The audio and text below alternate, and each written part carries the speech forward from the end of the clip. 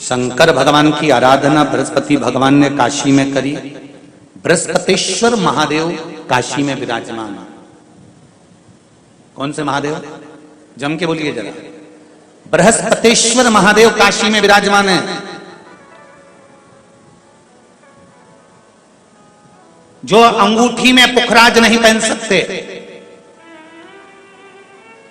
जिनकी भाग्य रेखा उल्टी चल रही हो, बृहस्पति चमक ही नहीं रहा हो, जिस काम में हाथ डालते हैं वो काम पूरा ही नहीं होता हो, तो एक बार काशी जाना, बृहस्पतेश्वर महादेव का स्पर्श करना, उनका अभिषेक पूजन करना और उनका स्पर्श कर एक बेलपत्र ब्राह्मण देवता से मांग कर लेकर जाना कि इन बृहस्पतेश्वर महादेव से मुझे एक बेलपत्र दे दो।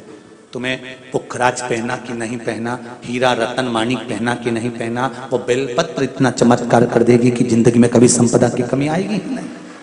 अगर बृहस्पति नहीं चमके तो बृहस्पतेश्वर महादेव, जहां पर बैठकर बृहस्पति भगवान ने शंकर भगवान की आराधना करी है, रोज गंगा जल जाना, गंगा जल लेकर आना, शिव जी की आराधना करना, एक शिवलिंग का निर्माण करा, उसकी आराधना में बृहस्पति भगवान डूब गए, उसकी आराधना में बृहस्पति महाराज निरंतर लगे रहे। और इतनी आराधना बृहस्पति महाराज ने करी, इतनी आराधना करी बृहस्पति महाराज ने कि शंकर भगवान सामने प्रकट हो गए। मांगो बृहस्पति, तुमको क्या चाहिए?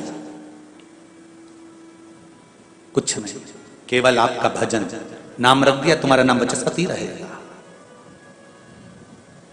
बृहस्पति भगवान का एक नाम बृहस्पति भी रख दिया और तुम साधारण नहीं रहोगे। तुमने मेरी आराधना करी है तो देवताओं के गुरु बनकर विराजमान होगे। गोली और बोली दो चीजें अलग अलग है। जम के बोलो, क्या क्या चीज? एक बंदूक से निकली हुई गोली, एक मुख से निकली हुई बोली, ये दोनों अलग है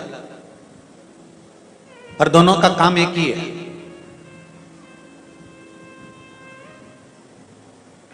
गोली शरीर पर पड़े तो शरीर को छन्नी कर देती है और बोली हृदय को पड़े तो हृदय को छल्ली कर देती है।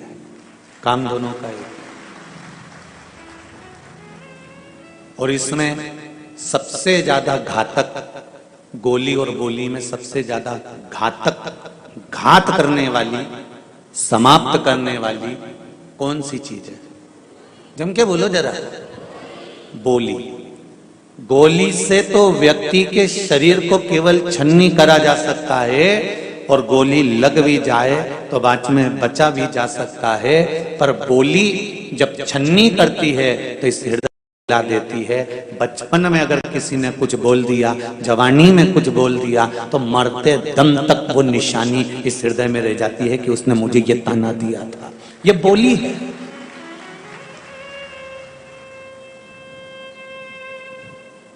सरल है बोली, पर बोली बड़ी कठिन है।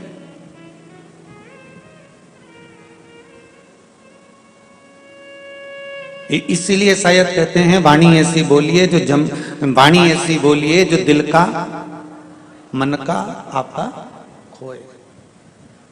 पर आज के जमाने में वाणी ऐसी बोलिए जो जम के झगड़ा होए, और उससे मत बोलिए जो तुमसे तगड़ा होए। वाणी, गोली और बोली में अंतर है। बस गोली शरीर को छन्नी करती है और बोली आत्मा को छन्नी कर देती है। कई बार बहू अच्छा काम करती है, सास अच्छा काम करती है, रिश्तेदार अच्छा काम करते हैं, पर एक शब्द उनके मुख से ऐसा निकल जाता है कि पूरे महीने अच्छा काम करा, और एक शब्द ऐसा निकला जो सब करे धरे पर पानी फेर गया।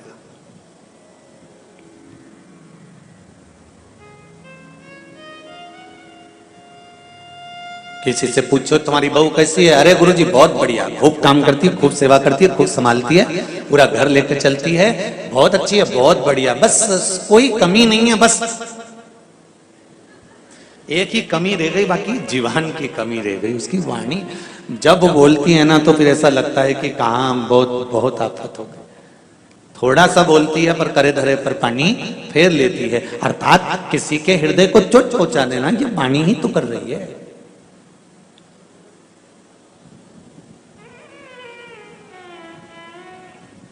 कितना सुंदर कहा है किसी ने। गुरु नानक देव जी से किसी ने पूछा, गुरुदेव अगर व्यक्ति के पास में देने के लिए कुछ भी ना हो तो वो क्या दे सकता है? किसी के पास अगर कुछ धन होता है तो वो धन देता है, वस्त्र होता है तो वस्त्र देता है, वैभव होता है तो वैभव देता है, कुछ भोजन होगा तो भोजन देगा। पर किसी के पास ना तो भोजन है, ना अन्न है, ना धन है, कुछ भी नहीं है, तो वो किसी को क्या चीज दे। गुरु नानक जी कहते हैं कि अपने मुख की स्माइल, अपने चेहरे की प्रसन्नता और अपनी मीठी वाणी का दान अगर व्यक्ति करना प्रारंभ कर देता है तो ये निश्चित है कि उसके पास में धन भी आ जाता है, अन्नपूर्णा भी आ जाती है और वैभव भी आ जाता है। आप स्माइल तो दो, आप प्रसन्नता तो दो, आप किसी के लिए मीठी वाणी बोलने का प्रयास तो करो। और जब आप मीठी वाणी बोलने का प्रयास करोगे, जब आप अच्छा बोलने का प्रयास करोगे तो जीवन अपने आप सार्थक होने लगेगा।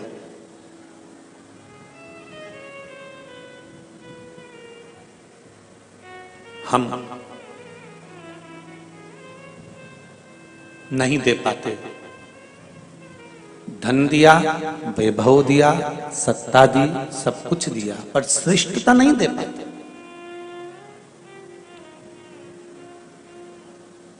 शिवजी की पूजन करने वाले, भगवान शंकर की आराधना करने वाले, आस्था चैनल के माध्यम से जितने लोग कथा सुन रहे हैं, फेसबुक यूट्यूब पर जितने लोग कथा सुन रहे हैं, और इस पावन प्रांगण में बैठकर जितने लोग कथा सुन रहे हैं, उनसे एक बात कहूंगा, आपके पास में अगर शिव जी को देने के लिए जल भी नहीं हो, बेलपत्र भी नहीं हो, अक्षत का एक दाना भी नहीं हो, एक पुष्प की पंखड़ी भी नहीं हो, तो भी शिव मंदिर जरूर जाना और शंकर जी के मंदिर में केवल भोलेनाथ जी को देखकर केवल एक स्माइल और श्री शिवाय नमस्तुभ्यम कहकर आ जाना, उतने में भी शिव स्वीकार कर लेगा।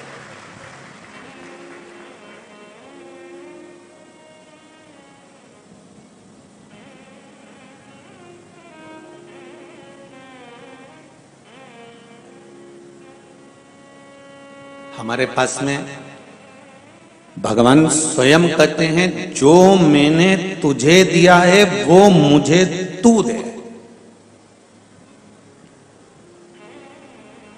भगवान ने कभी ये नहीं कहा कि मुझे वस्त्र देना, भगवान ने कभी ये नहीं कहा कि मुझे आभूषण देना, भगवान ने ये कभी नहीं कहा कि मुझे बागंबर पीतांबर ये देना। भगवान कहते हैं जो मैंने तुझे दिया है तू वो दे दे। क्या दिया है भगवान ने? तो कहा ये शरीर दिया है परमात्मा ने, ये मन दिया है परमात्मा ने, या आत्मा, ये चित्त, ये परमात्मा ने दिया है। इसलिए तू परमात्मा को अपना ये दिल दे दे। भगवान ये नहीं कह रहे कि तू वस्त्र देना, तू आभूषण देना, तू धन देना, कि तू वैभव देना, तू सत्ता देना।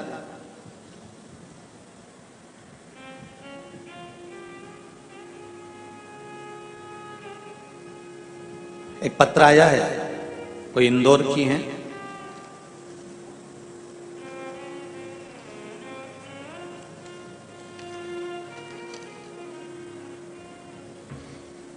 जो पत्र पढ़े हैं वो ये हैं, जो नहीं पढ़े हैं वो अभी यहाँ पर ढेर लगे हैं। ठीक है, इनको भी बीच में कभी भजन आएगा तो पढ़ेंगे।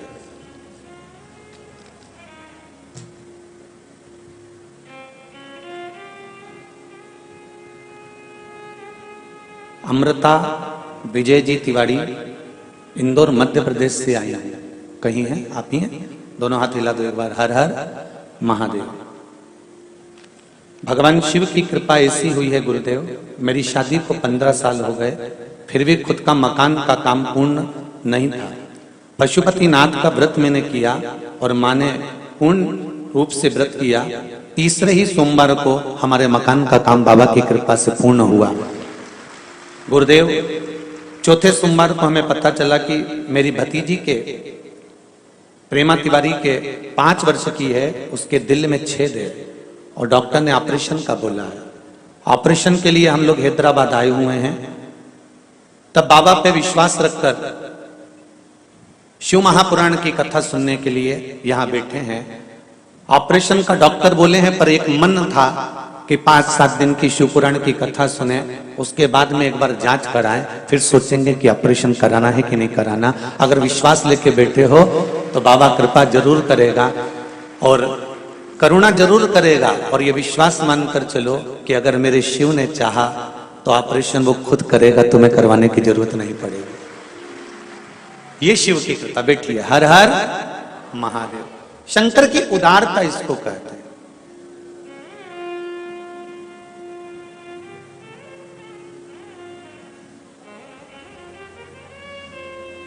ऑपरेशन ये इंदौर में भी करा सकते थे, पर इन्होंने हैदराबाद इसलिए चुना, शिव महापुराण की कथा भी इंदौर में नहीं है।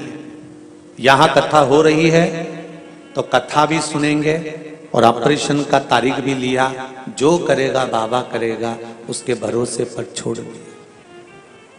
जाने से पहले मेरा बहन आपसे निवेदन जरूर है, ऑपरेशन कराने से पहले जब शिव पोथी की एक बेलपत्र मिल जाए तो उस बेलपत्र को खिलाकर उस डॉक्टर के पास जिसने ऑपरेशन की तारीख दी है उससे एक बार जांच जरूर कराना। मुझे विश्वास है अगली जब कथा सागर में 3 तारीख से चालू होगी तो मुझे पत्र जरूर आएगा कि ऑपरेशन आगे बढ़ दिया गया है। इतना विश्वास मैं अपने शंकर पर करता हूं, ये भरोसा है मुझे मेरे शिव पर। जब कैंसर जैसे मरीजों को ठीक कर सकता है, डायलिसिस चलने वालों की किडनी और लीवर ठीक कर सकता है, केवल एक लोटा जल सारी समस्या का हल।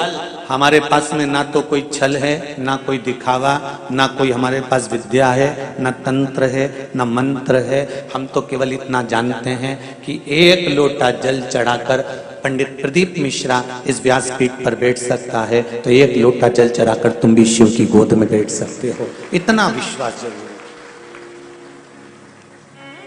भरोसा रखो मेरे शिव पर और पूर्ण रखो, डूबने नहीं देगा। एक पत्र बड़ा सुंदर किसी ने लिखा, वो भी देख लीजिए।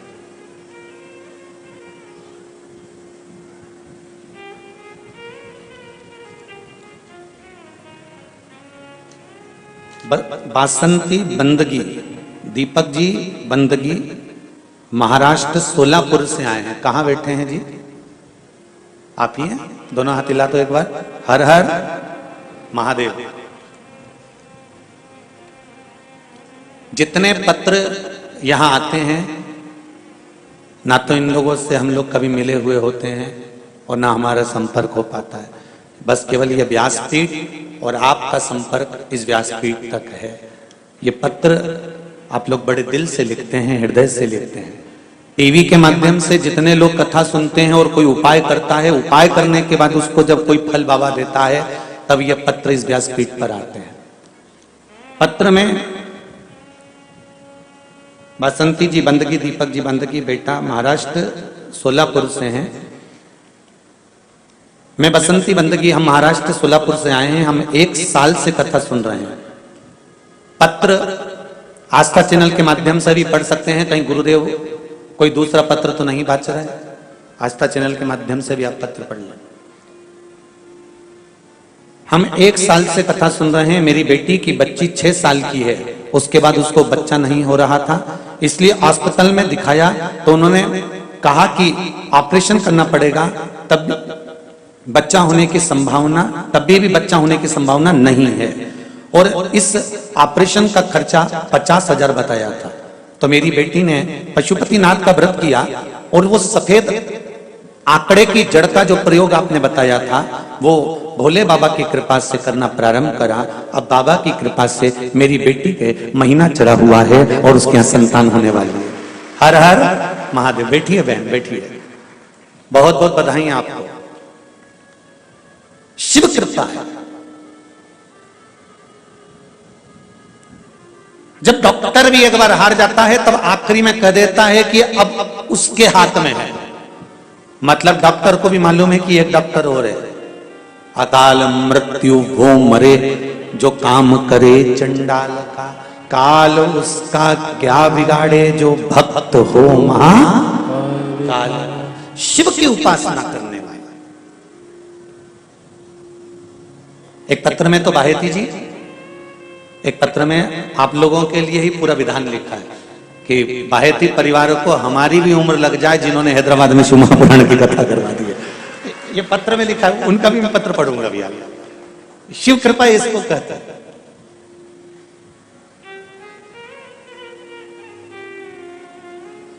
मैंने तेरे ही भरोसे, ओ बाबा तेरे ही भरोसे, हवा बिच उड़ती जावांगी, बाबा डोर हत्तो छठी नामे कटी जाऊंगी। ओ बाबा मैं तेरी बदन शंभो मैं तेरी बदन हवा बिच उड़ती जावांगी। बाबा डोर हत्तो छठी नामे कटी जावांगी। जो कट गई ना सतगुरु भोलेनाथ अगर तूने छोड़ दिया और कट गई ना, जो कट गई ना सतगुरु तो मैं लुटी जावांगी। बाबा डोर हत्तो छठी नामे कटी जावांगी। तूने पकड़ रखा है इसलिए मैं उड़ रही हूं, तेरी कृपा है तो आगे बढ़ रही हूं।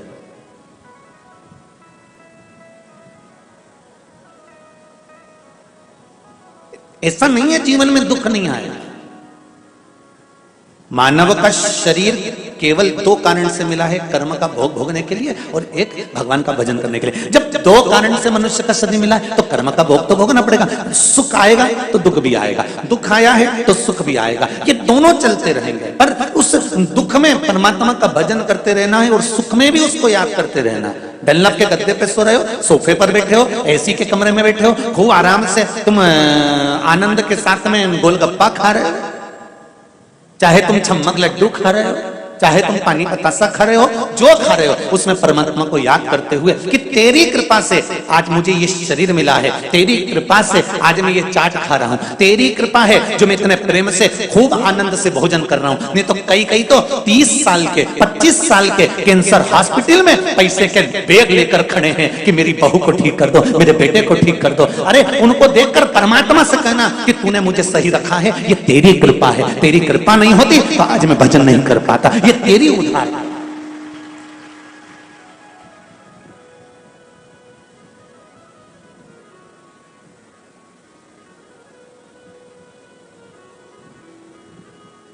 एक बेलपत्री के बल पर लोग अपने स्वास्थ्य को ठीक कर रहे हैं, एक लोटा जल के बल पर लोग अपने स्वास्थ्य को ठीक कर रहे हैं। ये शिव की उदारता है। बीपी हो, शुगर हो, जो भी थायराइड हो, शरीर में कोई खाज हो गई हो, शरीर में कोई रोग हो गया हो, उसका सबसे सुंदर तरीका है शंकर पर चढ़ी हुई एक बेलपत्र शिव के मंदिर से उठाकर, कम से कम रोज नहीं खा सकते तो हफ्ते में एक बार 2 बार शिव से कहकर कि तू दुनिया के रोग हर लेता है, तुझे महामृत्युंजय कहते हैं, मृत्यु को तू जीतने वाला है, तो मेरे शरीर में कोई रोग कैसे रह सकता है शंभू। और उस बेलपत्र का सेवन करना है।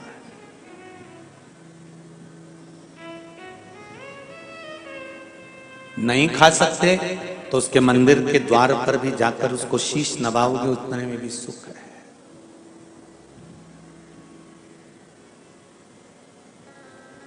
शंभू शंकर मृत्यु लोक के देवता, पृथ्वी के।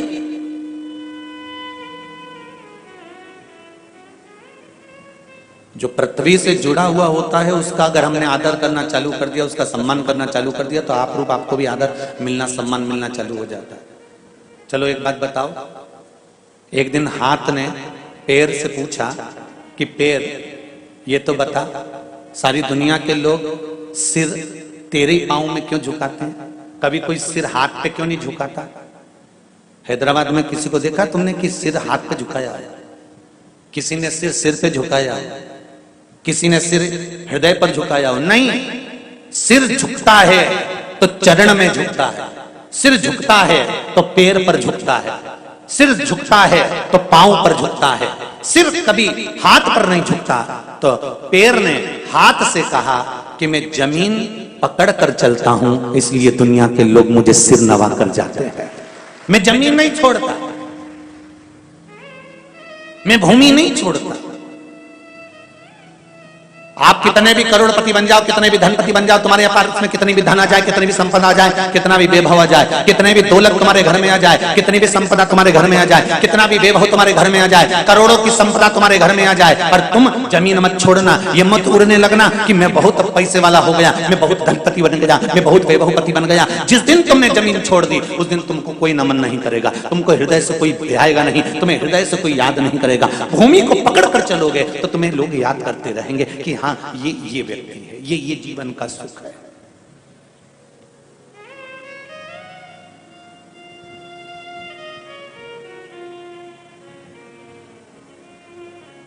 मेरा वो घरदानी इस मृत्यु लोक का देव है, आदिदेव महादेव है।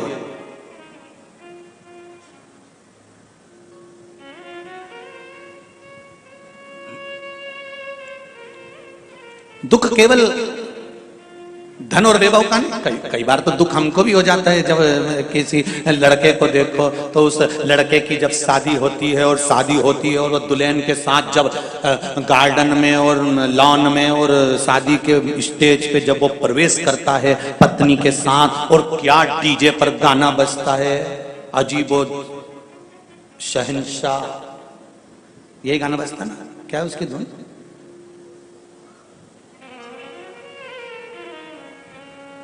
और जब वो आता है दुल्हन के साथ में और फुलझड़ियां छूटती है और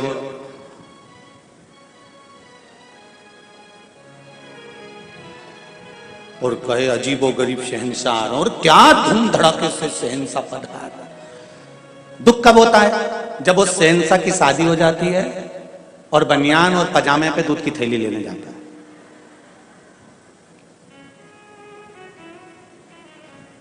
तब हृदय में दुख होता है। अभी 20 दिन पहले तो अजीब हो गई, शहंशाह बन रहा था, अभी कितनी शान से शादी करी थी और बनियान पजामे पे पानी भर रहा है, दूध की थैली लेकर आ रहा है। खूब गुलाब जामुन भी खिलाई, पेड़ा भी खिलाया, इमरती भी खिलाई, खूब कितना ठाठ था विवाह में, कितना ठाठ था शादी में, कितना ठाठ था उस मंगल विवाह में। उसके 15 दिन बाद 20 दिन बाद वापिस जिंदगी वैसी की वैसी हो जाती है। इसलिए जीवन का कोई भरोसा नहीं होता। धन ज्यादा आ जाए तो फूलना ना मती, और ना फूलना और ना अपनी वाणी पर ऐसा संयम रखना कि इस वाणी से कोई ऐसा शब्द ना निकल जाए कि जिंदगी भर फिर बाद में रोना पड़ जाए। इसलिए बहुत संभल कर वाणी बोली जाती, गोली और बोली बहुत सावधानी रखकर।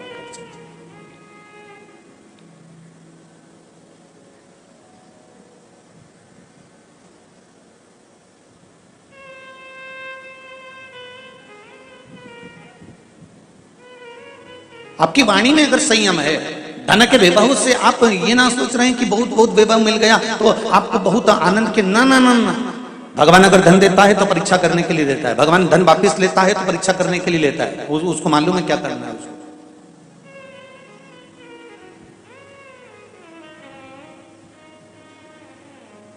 नवग्रह शिव महापुराण की कथा चल रही है बाहेती परिवार द्वारा, भाग्यनगर हैदराबाद की इस पावन धरा से।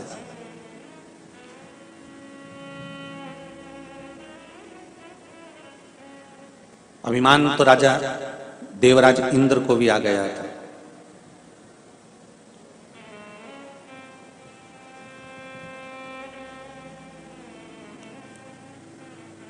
सभा में बैठे थे सिंहासन पर, और सिंहासन पर बैठे बैठे उस समय पर अप्सराओं का नृत्य देख रहे थे और देवगुरु बृहस्पति का आगमन हो गया था।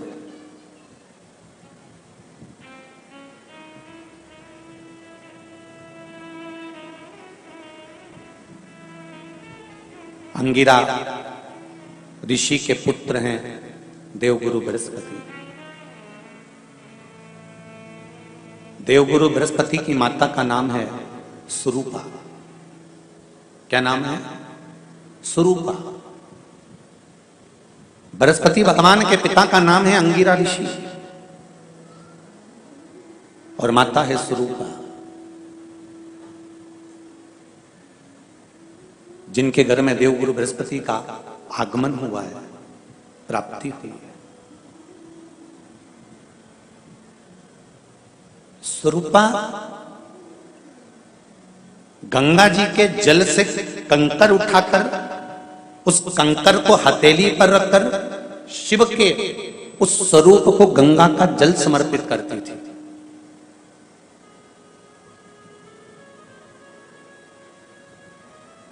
एक बहुत सुंदर बात कहेंगे, पहले की शिव महापुराण में ये चरित्र नहीं आया तो आप ध्यान से सुनिएगा। 16 श्राद्ध में, श्राद्ध पक्ष में घर में अगर गंगा का जल हो, आपके घर में अगर गंगा जल रखा हो, श्राद्ध पक्ष में तुलसी के क्यारे के पास में एक छोटी सी कटोरी रखकर घर का कोई भी व्यक्ति, चाहे महिला हो, पुरुष हो, पुत्र हो, पुत्रवधू हो, बच्चे हों, कोई भी हथेली में गंगा जल लेकर अपने पूर्वजों का स्मरण कर और वो गंगा जल काशी विश्वनाथ के नाम से अपने पूर्वजों का नाम लेकर वो कटोरी में अगर 5 बार या 7 बार छोड़ देता है तो उसके पूर्वजों को पिंडदान और तर्पण की जरूरत नहीं पड़ती, उनको मोक्ष प्राप्त हो जाता है। अगर आपके घर में गंगा जल रखा हुआ हो तो, वैसे तो मुझे विश्वास है कि हैदराबाद के नगर में भले आप रह रहे हो, भले आप भाग्यनगर में रह रहे हो, पर इतना विश्वास तो है कि सबके घर में गंगा जल जरूर होगा। इतना विश्वास तो मैं कह सकता हूं और कर सकता हूं कि सबके घर में होगा गंगा जल।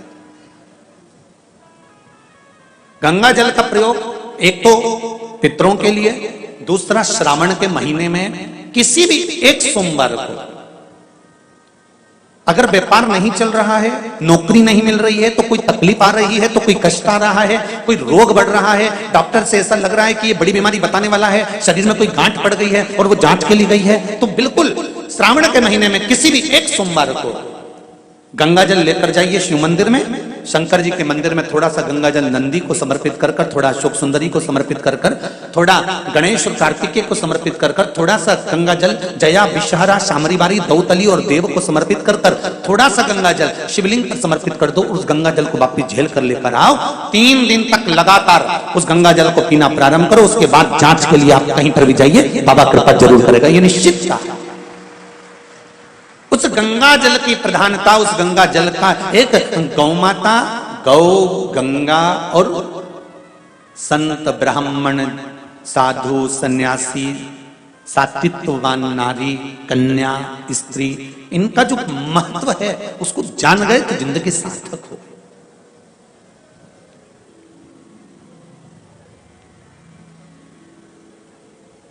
इसके महत्व को जानना बड़ा बहुत जरूरी है।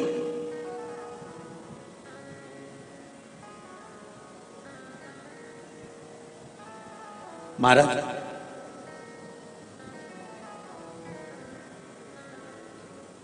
गंगा का जल हाथ में, तो यहां पर स्वरूपा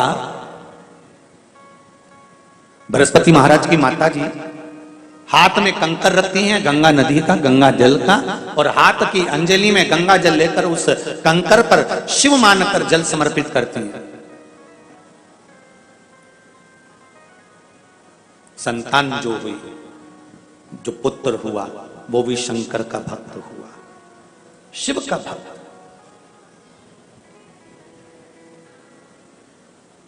महाराज स्कंद पुराण कहती है, कोई आपसे पूछे कि सियोर वाले महाराज ये कथा कहां से कर रहे हैं, तो आप कह देना स्कंद पुराण से कर रहे हैं। स्कंद पुराण कहती है स्वरूपा ने जब शिव की आराधना करना प्रारंभ करी, शंकर भगवान की आराधना करना प्रारंभ करी, शिव की स्तुति करना प्रारंभ करी, शंकर पर चढ़ा हुआ जल का आचमन करना प्रारंभ करा। एक प्रश्न यहां पर है, उस प्रश्न को भी समझ लो, इसी कथा से जुड़ा हुआ।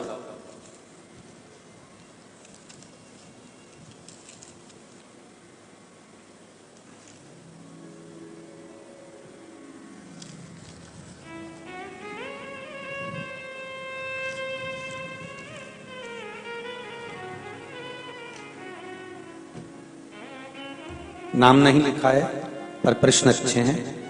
हर हर महादेव घर घर महादेव लिखा है उन्होंने, नाम नहीं लिखा है। जिनने पत्र लिखा हो, कुछ प्रश्न हैं इसमें, 1 2 3 4 5 प्रश्न हैं। जिसने लिखा हो वो खड़े होकर हाथ हिला सकते हैं। 5 प्रश्न हैं इसमें। यदि किसी को 2 रुद्राक्ष प्राप्त हो जाते हैं तो क्या एक रुद्राक्ष किसी मित्र रिश्तेदार आदि को दे सकते हैं?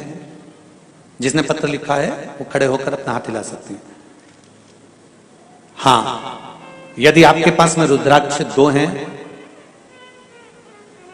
और वो रुद्राक्ष सिद्ध करे हुए हैं, सिद्ध करने का मतलब यह है कि भगवान शंकर को समर्पित कर कर रुद्राष्टाध्यायी द्वारा भगवान शंकर का अभिषेक पूजन कर कर उस रुद्राक्ष को विधि विधान के अनुसार शहद घृत से लिप्त कर कर शंकर भगवान के शिवलिंग पर स्वीकृत कर कर अशोक सुंदरी वाली स्थान से उठाकर जया विषहरा सामरी वारी को समर्पित कर कर अगर वो रुद्राक्ष सिद्ध किया गया है तो वो रुद्राक्ष आप अपने रिश्तेदारों को भी दे सकते हो, उसको धारण करा सकते हो। यदि किसी ने गले में रुद्राक्ष धारण किया हो और उसके आसपास कोई अन्य व्यक्ति मदिरा या मांसाहार का सेवन करता है तो क्या रुद्राक्ष वाले व्यक्ति को दोष लगता है? तुम्हारे पड़ोस में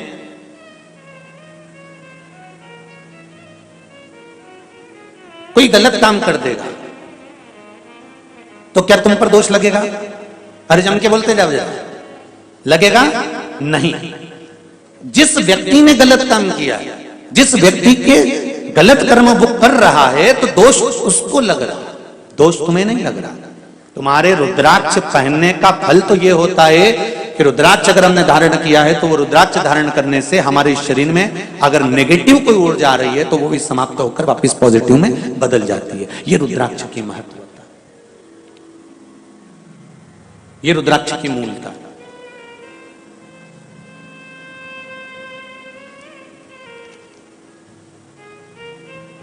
प्रातः समय पर जब हम पितरों के लिए जल छींटते हैं तो क्या गणेश शंख की रेखा का प्रयोग भी कर सकते हैं? नहीं।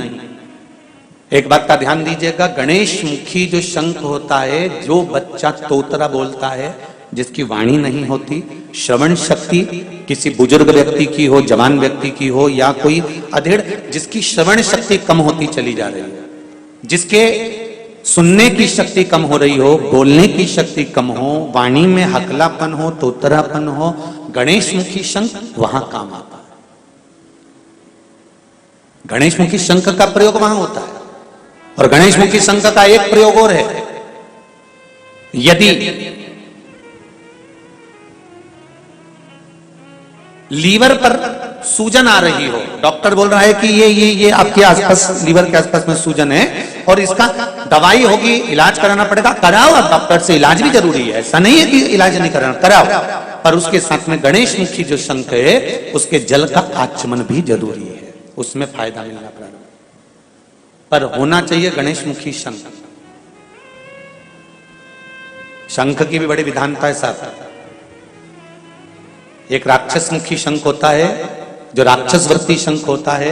वो राक्षस वृत्ति शंख अगर घर के अंदर रहता है तो जरा सा कपड़ा पड़ा है तो उसके पीछे विवाद हो जाता है, पानी गिर गया तो विवाद, 5 मिनट बहू लेट उठकर आई तो विवाद, भोजन में कुछ त्रुटि हो गई तो विवाद, भाई भाई में कोई क्लेश हो गया, जरा सी बात हो गई तो विवाद, देवरानी जेठानी में, इसको कहते हैं राक्षसी शंख की महत्वता। वो शंख जब तक घर के अंदर रहता है तब तक वो आपको अशुद्धता का भाव देता ही रहता है।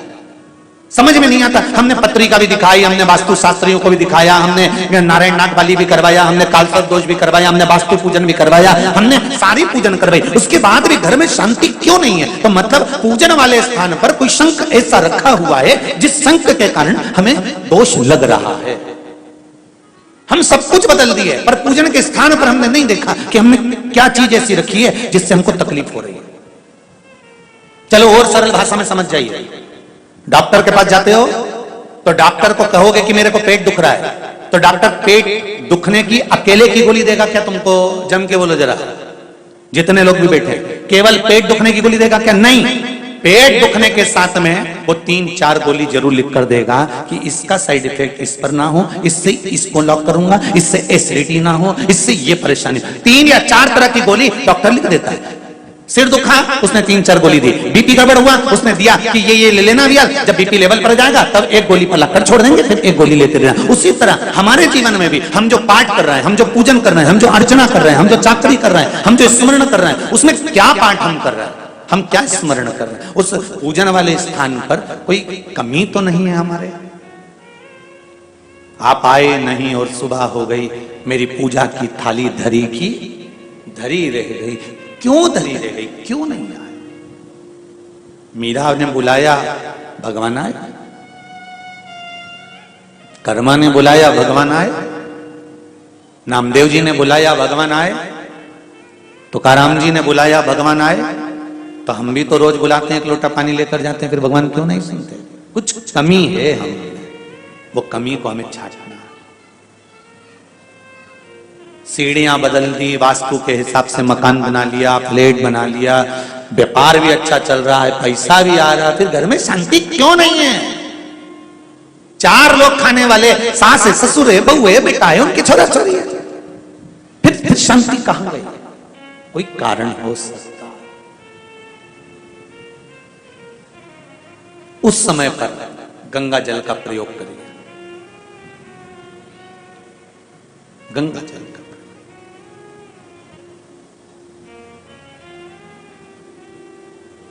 महाराज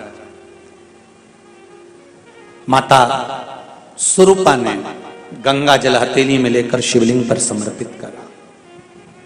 कृपा क्या हुई है कि शंकर भगवान का दर्शन माता स्वरूपा को हुआ। एक दिन अंगिरा ऋषि और माता स्वरूपा गंगा माँ का स्नान कर कर गंगा का पूजन कर रहे थे, शिव की आराधना करी। शंकर भगवान सामने प्रकट हुए। क्या बात है अंगिरा जी, क्या हुआ? स्वरूपा हुआ क्या है? स्वरूपा कहती हैं कि मुझे जो संतान प्राप्त हो, मैं ये चाहती हूं कि मेरी संतान हमेशा अग्रण्य भाव में रहे।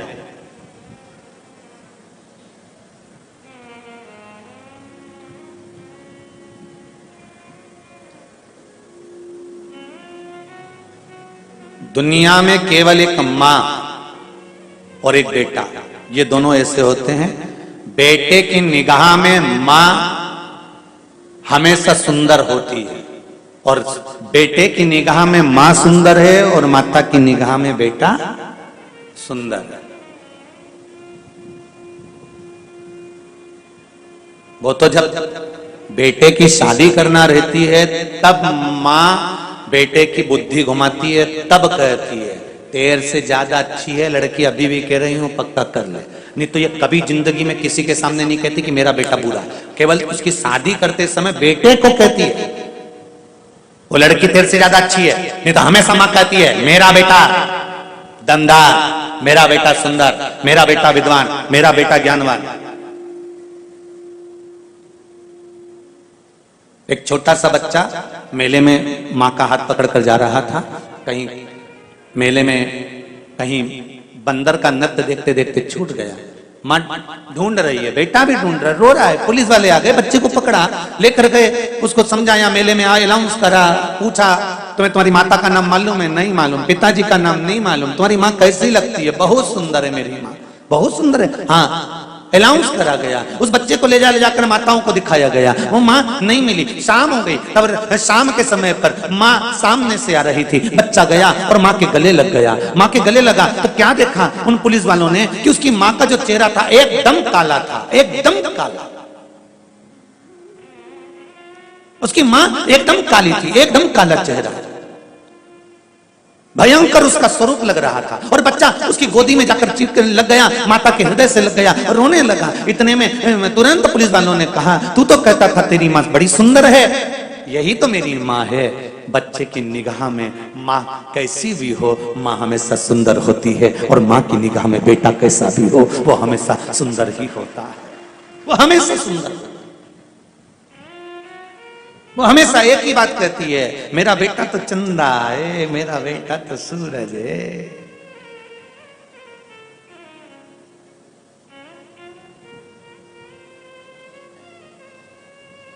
अरे भाई, संतान सुख हो, संतान सुख हो, यह भाग्य की बात है।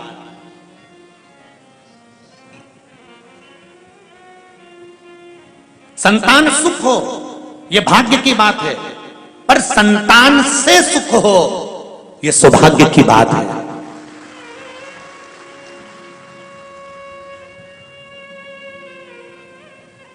हम जाकर किसी ब्राह्मण से, किसी साधु से, किसी सन्यासी से, किसी तपस्वी से, किसी साधक से, किसी उपासक से, हम किसी विद्वान जन से जाकर कहते हैं संतान का सुख नहीं है महाराज, संतान सुख हो जाए, बस एक कृपा कर दो, संतान हो जाए, संतान का सुख हो जाए, संतान सुख हो जाए। ब्राह्मण, साधु, सन्यासी, तपस्वी, साधक उपास कराएंगे, व्रत कराएंगे, साधना कराएंगे, फल देंगे, सब कुछ होगा और तुम्हारे घर में संतान भी हो जाएगी। संतान का सुख हो ये भाग्य की बात है, संतान सुख हो ये भाग्य की बात है, पर संतान से माता पिता को सुख हो ये सौभाग्य की बात है। संतान के द्वारा माता पिता को जो सुख मिलता है उसका आनंद कुछ दूसरा ही होता है। हम कहते हैं कहीं जाओ मत जाओ, पर बूढ़े माँ बाप के पास एक बार रोज सोने से पहले 15 मिनट बैठ कर जरूर आओ, वो क्या दे जाएंगे उसका भरोसा नहीं है।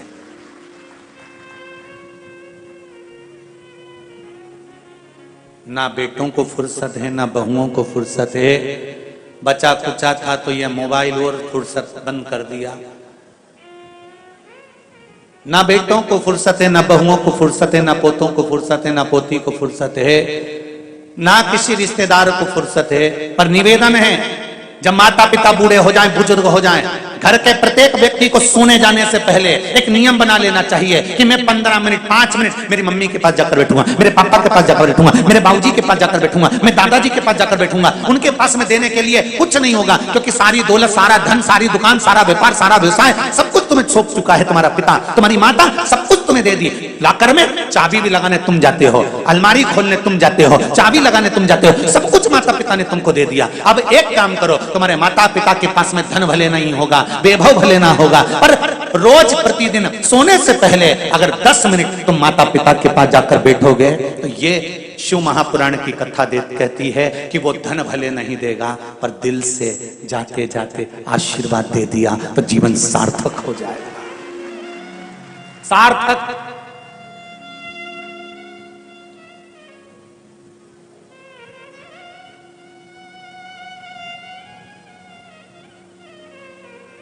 नहीं तो बड़ा विचित्र जीवन है जी।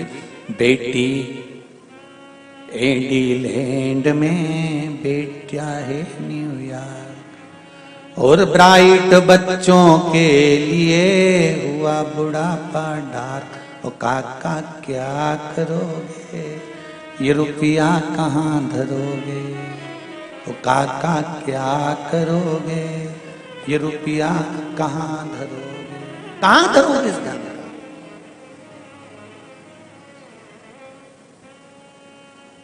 धन का करोगे क्या?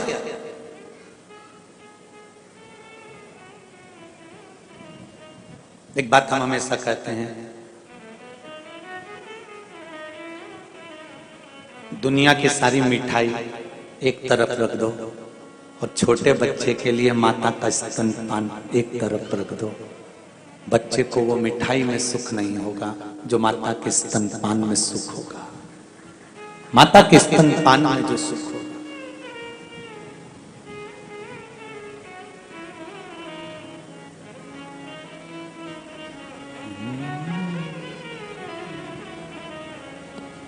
माई के दुधवन जैसन कऊ मिठाई ना मिलई, माई के दुधवन जैसन कऊ मिठाई ना मिलई। सब कुछ मिल जाता है दुनिया में, माई ना मिलई।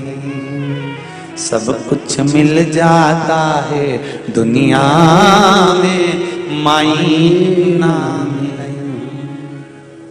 खुद गीले में सोती है, तुझे सूखे सुलाती, खुद भूखी रह जाती है, तुझे निवरा खिलाती।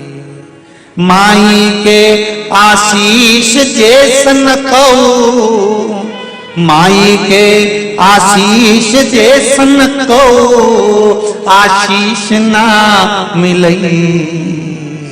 सब कुछ मिल जाता है दुनिया में, माई ना मिलई। सब कुछ मिल जाता है दुनिया में, माई आज स्वरूपा कह रही है बाबा से, मुझे संतान हो तो वो हो जो वैभववान हो। आप भी भगवान से प्रार्थना करना कि भोलेनाथ मुझे संतान दो, मना नहीं, संतान का सुख दो, मना नहीं, पर संतान ऐसी देना जो मुझे सुख दे, मेरे बुढ़ापे में मेरा साथ दे।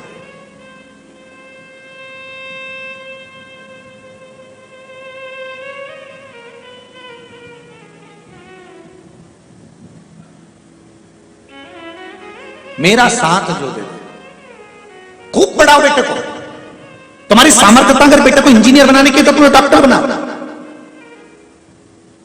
कलेक्टर बनाओ, एसपी बनाओ, डीएसपी बनाओ, मंत्री संतरी कलंतरी जो तुम्हारी मर्जी पढ़े वो बनाओ। खूब पढ़ाओ बच्चों को, बेटों को, बेटियों को, खूब टपट के पढ़ाइए, खूब आगे बढ़ाइए, मना नहीं है। पर बेटों को पढ़ाने के साथ, बेटियों को पढ़ाने के साथ थोड़ा संस्कारवान भी बनाइए, क्योंकि आपका बुढ़ापा उसी से सुधरेगा, आपका बुढ़ापा वही सुधरेगा।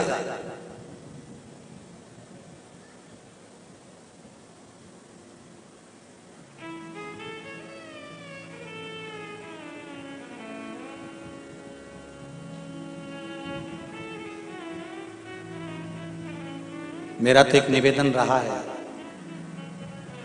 कोर्ट में भी, कोर्ट मैरिज में एक काम कर देना चाहिए। कोर्ट मैरिज जब लड़का लड़की करें तो अदालत से यह कहकर भेजना चाहिए कि इस कोर्ट मैरिज में तुम्हारे माँ बाप का होना जरूरी है।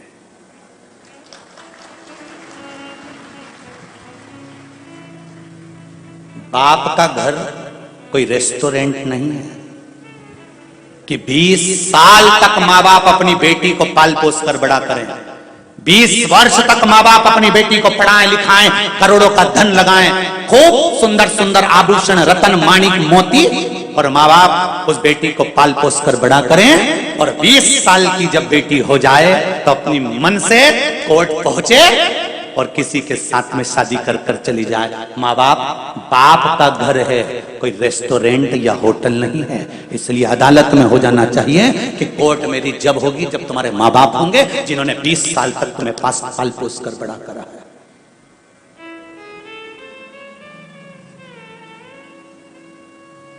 और धिक्कार ऐसी बेटियों को और धिक्कार ऐसे बेटों को जिन माता पिता ने तुम्हें पाल पोस कर बड़ा करा और तुम्हारे विवाह जैसी खुशी में तुम्हारे माँ बाप तुम्हारे सामने नहीं है तो डूब मरो पानी लेकर। धिक्कार है ऐसे बच्चों को। क्या करना है ऐसा तुम्हारी खुशी में? तुम्हारे बुजुर्ग माता पिता ने जो 20 साल तक तुम्हें पढ़ाते हैं, 20 साल तक आगे बढ़ाते हैं, तुम्हें डॉक्टर, तुम्हें इंजीनियर, तुम्हारी नौकरी के लिए जब पहली नौकरी लगती है, मेरी बेटी पूना जा रही है, मेरी बेटी मुंबई जा रही है, मेरी बेटी हैदराबाद जा रही है, मेरी बेटी बेंगलोर जा रही है, मेरा बेटा वहां जा रहा है, अरे कितनी खुशी होती है उन बूढ़े माँ बाप से तो पूछो, जब उनके हृदय में आतिशबाजी होती है। और जब बेटी विवाह का समय आता है, माँ बाप अपने बेटी के लिए जब संबंध देखते हैं और बेटी कहती है मैं अपनी पसंद से करूंगी, तब उस बाप और उस माँ से पूछना कि उसके दिल के कितने टुकड़े हो जाते हैं। अरे तुम कितनी भी ऊंची पढ़ाई कर लो, कितना भी अच्छा कार्य कर लो, कितनी भी अच्छी जॉब कर लो, पर एक निवेदन है, बेटियां अपने माँ बाप से कहें पापा मैं भले कितने भी अच्छे कॉलेज में पढ़ लूंगी और कितने भी अच्छे पद पर पहुंच जाऊंगी, पर कन्यादान का मौका तो मैं अपने माँ और बाप को ही दूंगी, चाहे कुछ कुछ हो जाए। मैं अपने माता पिता को नरक नहीं भेज सकती। 94 तरह के नरक में एक नरक ऐसा होता है जिसमें जो माता पिता के घर में बेटी जन्म लेती है और वो कन्यादान नहीं करता तो बाप को 94 तरह का नरक भोगना पड़ता है। माता के शरीर में कीड़े पड़ने लगते हैं अगर वो कन्यादान नहीं करती। जिस बच्ची का जन्म देती है उस बच्ची का अगर कन्यादान नहीं होता, अगर माँ बाप अपनी बच्ची का कन्यादान नहीं कर पाते तो माँ बाप को भुगतना पड़ता है और उसकी जवाबदारी बेटी और बेटों की होती है जो अपने माँ बाप से कहें कि हमारा कन्यादान करो, आप कन्यादान करो, आप ढूंढो लड़का, आप ढूंढ कर लाओ, मैं कहीं दूसरी जगह विवाह नहीं करूंगी, जहां मेरा बाबुल चाहेगा विवाह वहीं करूंगी। तब बाप का हृदय भी प्रसन्न चित्त हो जाता है। कहां भटक रहे हो?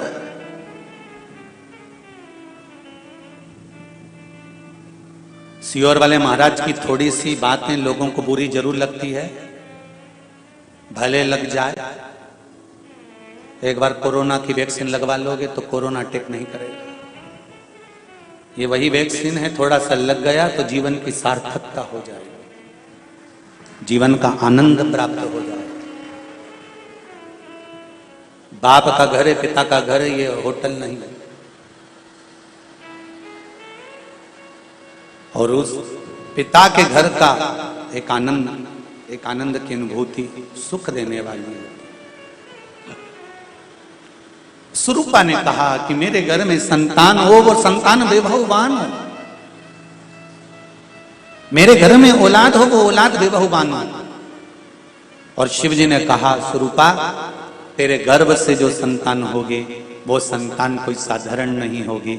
देवताओं का भी जो गुरु बनेगा वो बृहस्पति तेरे गर्भ से जन्म लेगा। तो क्यों चिंता करती है, वो बृहस्पति तेरे गर्भ से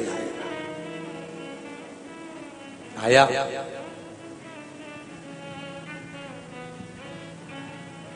वही बृहस्पति। अब अभी तक 2 भार इंद्र के पास में थे। बहुत ध्यान देकर समझना ये नवग्रह कथा को। 2 भार थे इंद्र के पास। इंद्र देवताओं के गुरु भी बनकर बैठे थे।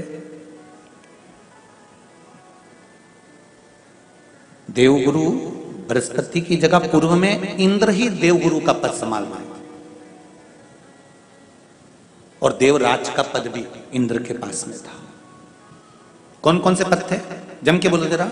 पहला पद देवराज इंद्र का, दूसरा पद देवगुरु, देवगुरु का पद भी इंद्र के पास में था और देवराज का पद भी इंद्र के पास में था। ये 2 पद जब होता है साधारण भाषा में आप ले लीजिए, किसी के पास में अध्यक्ष का पद भी है, किसी के पास में और कहीं का पद भी है, 2-3 पद उसके पास में विराजमान है, तो उसके पास में 2-3 पद अगर विराजमान है तो फिर उससे अगर एक पद ले लिया जाता है तो उसको अहंकार आ जाता है, उसको गुस्सा आ जाता है कि बताओ अभी तक तो मुझे पूछा जा रहा था, अब तुम तो वो पद पे भी जान दो। जैसे तुम किसी कुर्सी पर बैठे हो, कथा सुन रहे हो और इतने में कोई रिश्तेदार बाहेती जी का आ गया और तुम बढ़िया आराम से बैठे थे और बैठे बैठे इतने में बाहेती परिवार से कोई आया और उसने तुमको उठाया, प्लीज थोड़ा सा, और तुम्हें उठाकर दूसरी जगह बिठा दिया और उन्होंने अपने वाले को कुर्सी पर बिठा दिया। अब बोलो, जो उठा, जिसको उठाया था उसका भगोने जैसा मुंडा हुआ कि नहीं हुआ? अरे बोलो तो। अपन दूर कथा नहीं जाते, कथा अपने ऊपर लेके चलो कि अपन कैसे समझें इस कथा को। बहुत अगर गहन तत्व की कथा सुनेंगे तो समझ में आएगी नहीं। यहां से सुनी, यहां से निकाल दी, बच्ची कुछ दी ऊपर से निकल गई और मालूम पड़े थोड़ी देर बाद माताएं कुर्सी पे बैठी बैठी। अब फिर तो अपन तो अपने पर लेकर चलो ना, कि जैसे कोई आप कुर्सी पर बैठ गए और इतने में इनके रिश्तेदार कोई आए और आने पर उन्होंने कहा दिया तुम यहाँ से उठो, दूसरी जगह जाके बैठो। इतने में तुमको बुरा लग गया, बुरा लगा, मुंह भगोने जैसा हो गया, गुस्सा आ गया। उसी तरह इंद्र के पास में 2 सत्ता थी, एक देवराज इंद्र थे और दूसरे गुरु का पद भी इंद्र के पास में था। देवताओं के गुरु बनकर इंद्र घूम रहे थे, पर अब उल्टा हो गया। शंकर भगवान ने बृहस्पति महाराज को देवगुरु बना दिया। अब जैसे ही देवगुरु बनाया तो इनका इंद्रदेव का मुंह, अरे वो बोलो तो तुम, भगोड़ ऐसा हो गया, कुर्सी उतरी कि मुंह भगोड़ा। अब इनका मुंह भगोने जैसा हो गया तो गुस्सा तो गुस्सा। इतने में इंद्र ने, बृहस्पति महाराज देवगुरु बन गए। इंद्र सिंहासन पर बैठे थे, अप्सराओं का नृत्य देख रहे थे। वहीं से देवगुरु बृहस्पति का आगमन हुआ। बृहस्पति महाराज जैसे ही आए तो इंद्र तो सिंहासन पर बैठकर पूरा अप्सराओं का नृत्य देख रहे थे। उनको देवगुरु बृहस्पति से मतलब ही नहीं था।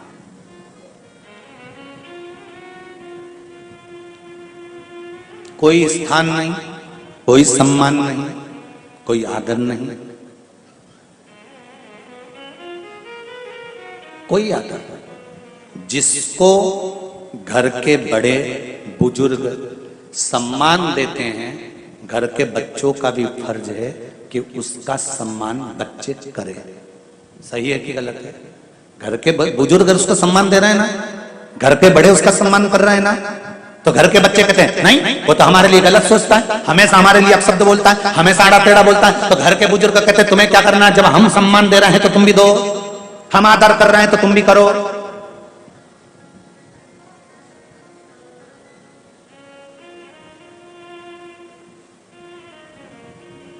पर नहीं। महाराज आदर आप भी करो, सम्मान आप भी करो, पर वो आदर वो सम्मान बहुत मुश्किल। अब जब बृहस्पति महाराज का सम्मान नहीं हुआ, बृहस्पति महाराज वहां से उठकर चले गए, बोले नहीं।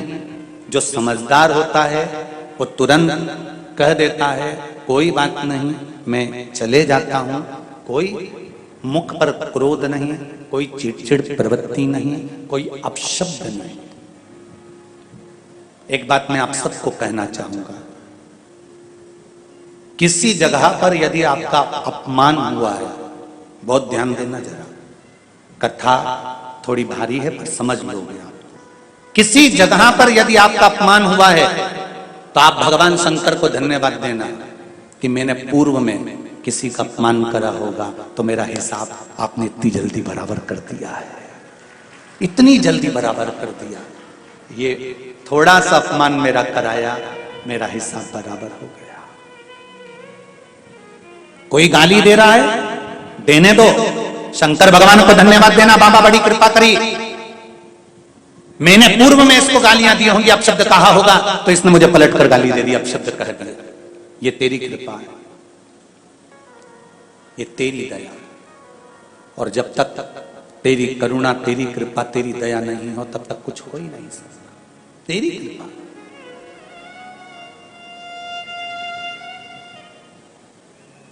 भगवान से कहो, हे देवाधिदेव महादेव, मैं ये नहीं कहता कि मुझे रोने मत देना, क्योंकि कर्म का भोग तो मुझे भोगना पड़ेगा। देवाधिदेव महादेव से कहो, हे देवाधिदेव महादेव, मैं ये नहीं कहता कि मुझे रोने मत देना, पर इतना जरूर कहता हूं तेरे सिवा किसी दूसरे के आगे झुकने मत देना, बस इतनी कृपा कर।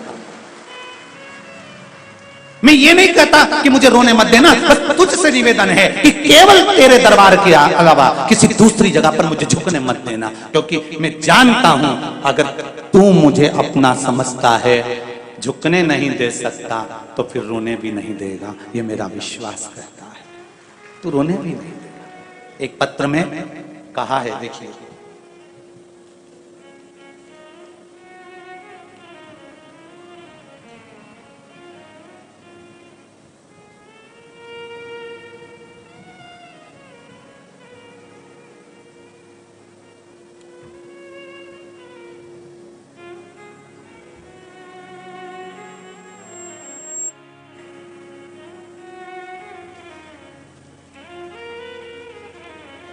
मीना सोनी हैदराबाद से हैं, महाराष्ट्र लातूर की हैं। कहीं बैठे हो तो हाथ हिलाइएगा, दोनों हाथ हिलाओ बहन। हर हर महादेव। गुरुदेव श्री शिवाय नमस्तुभ्यम। शिव महापुराण की कथा आस्था चैनल पर 2022 से जनवरी के महीने से सुनना प्रारंभ किया है। मेरे जीवन में बहुत सारे कष्ट आए, फिर मैंने शिव मंदिर जाना चालू किया। बाबा एक लोटा जल चढ़ाना प्रारंभ किया। मैं जॉब करती थी, इसलिए मुझे हर रोज मंदिर जाना नहीं होता। बहन, आपने अपने हृदय की बात इस पत्र के माध्यम से लिखी है। जो आप करते हो वो आपने लिखा है, उसके लिए धन्यवाद है आपको। मैं जॉब करती थी इसलिए रोज मंदिर जाना नहीं होता था। लिखने वाले लिख रहे थे कि मैं रोज जाते, पर आपने लिखा मैं जॉब करती इसलिए मंदिर रोज जाना नहीं होता। मेरी बच्ची की तबीयत हमेशा खराब रहती थी, उसके पेट में दर्द रहता था। अनेकों बार डॉक्टर को दिखाया, फिर बेलपत्र खिलाना चालू किया और उसकी तबीयत अच्छी हो गई। और मैं पिछले 9 महीनों से हमारा परिवार पूरा बिखर गया था। मेरे पति मेरे साथ नहीं रहते थे, हम अलग रहते थे, लेकिन बाबा की कृपा से उनसे विनती करी लोटा भर जल चढ़ाकर आज फिर मेरा परिवार पूरा 9 महीने के बाद एक हो गया है और हम दोनों पति पत्नी बाबा को नमन करने के लिए आए हैं। बहुत बहुत साधुवाद दीदी आपको। हर हर महादेव। अब आप एक हो गए हैं, मेरा शिव भी एक होकर रहे और आपको भी एक रहे और आप आनंद के साथ रहे, यही बाबा से निवेदन है। हर हर। शिव कृपा इसी को कहते हैं। बैठिए बहन। हर हर। शिव से विनती, निवेदन, अर्चना, आराधना। एक पत्र और पढ़ दूं, इसके बाद मैं फिर आगे चलूं। बहुत पत्र बहुत सारे हैं, अभी और इधर भी रखे हैं, पर जो हाथ में आ गए वो पढ़।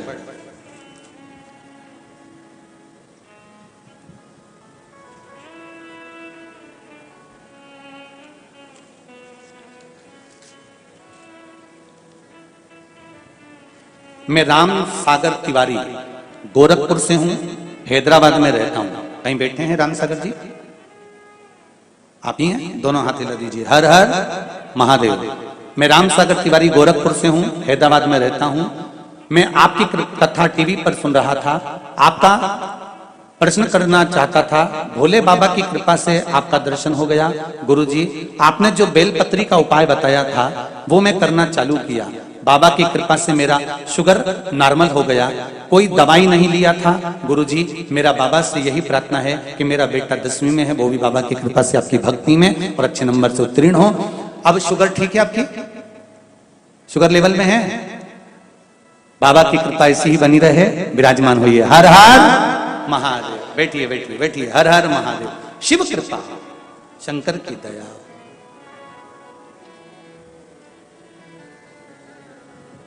शिव करुणा सागर है, कृपा सागर महाराज।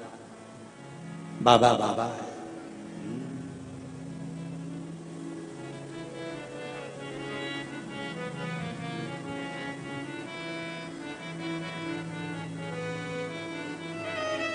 बाबा शिव की कृपा है, शंकर के दान। मेरे शंभू, मेरे ओघड़दानी, मेरे शंकर, मेरे दयालु, नित्य प्रति लीला करने वाले, नित्य प्रति आनंद करने वाले, और ऐसी कृपा शिव की बनी हो महाराज। भगवान शिव ओघड़दानी, त्रिकालदर्शी, कैलाशी, अविनाशी शिव की आराधना मूल सुख देने वाली। श्री शिवाय नमस्तु। सब बोलिए प्रेम से, आनंद से, और बोलने के बाद बाबा से अपने हृदय की बात भी बोलिएगा। श्री शिवाय नमस्तु। श्री शिवाय नमस्तु। श्री शिवाय नमस्तु। श्री शिवाय नमस्तु। श्री शिवाय नमस्तु। हर हर महादेव। बृहस्पति महाराज आए। देवराज इंद्र उनको देखकर ना उठे हैं, ना सम्मान दिया है, आदर नहीं करा, सत्कार नहीं करा।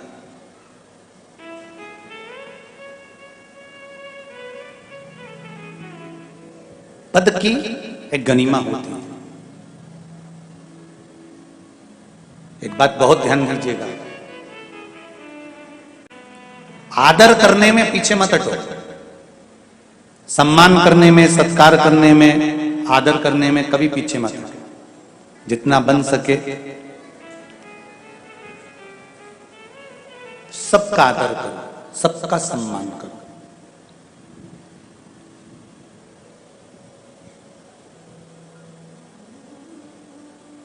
हम तो इस व्यासपीठ से उनको भी नमन करते हैं, उनके भी चरणों को नमन करते हैं जो सोशल मीडिया के माध्यम से, फेसबुक, यूट्यूब के माध्यम से, व्हाट्सएप, इंस्टाग्राम के माध्यम से सनातन धर्म का प्रचार करते हैं। हम उनके भी चरणों को नमन करते हैं।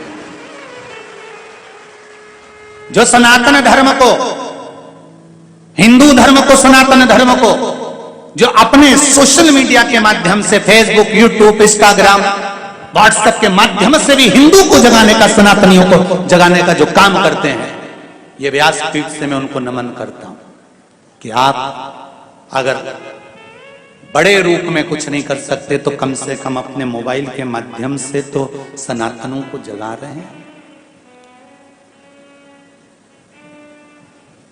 इतना भी बहुत है।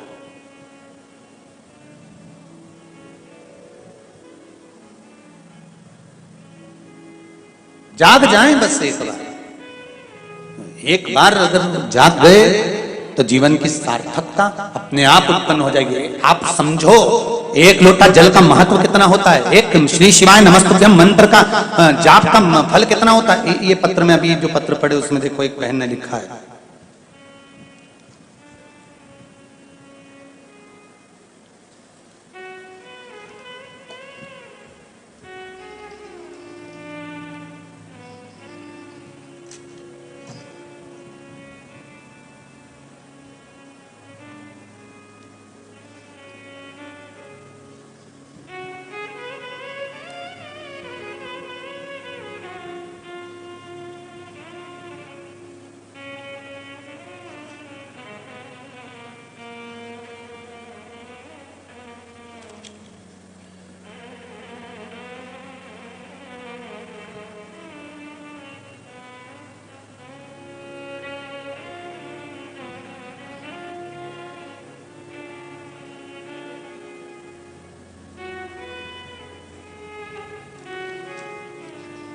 मीना शंकर लाल सिकंदराबाद से कहीं बैठे हैं, आप ही हैं? दोनों हाथ हिला दो एक बार। हर हर महादेव। हम मोबाइल यूट्यूब पर कथा सुनते हैं। 21 फरवरी को हम अपनी सहेली के साथ खरीदारी करने बाजार जा रहे थे। ऑटो के वापिस आ रहे थे, रास्ते में ऑटो का एक्सीडेंट हो गया और हम लोग ऑटो से नीचे गिरने से बच गए। लेकिन हम दोनों के घुटने में, हाथ में, कलाई में अंदरूनी चोट बहुत आई। घर पहुंचकर हम दोनों को बहुत दर्द रहा। रात में मुझे थोड़ा बुखार भी आया, हमने दवाई भी ली, गोली भी खाई, पर शरीर में हड्डियों में तकलीफ रही। तभी शिव महापुराण की कथा में रुद्राक्ष के जल का वर्णन आपने करा था। वो रुद्राक्ष के जल का वर्णन हमने उस पानी को पिया, लिया। सीहोर से भी जल रुद्राक्ष को बुलवाने वाले थे पर योग नहीं बन पाया, और जो रुद्राक्ष उनके पास में थे उसका स्मरण किया। बाबा की कृपा से हम शीघ्र बाबा की दया से ठीक हुए। यही शिव को धन्यवाद देना है। विराजो बहन, हर हर महादेव। बेटी एक पत्र और बड़े भाव से किसी ने लिखा है,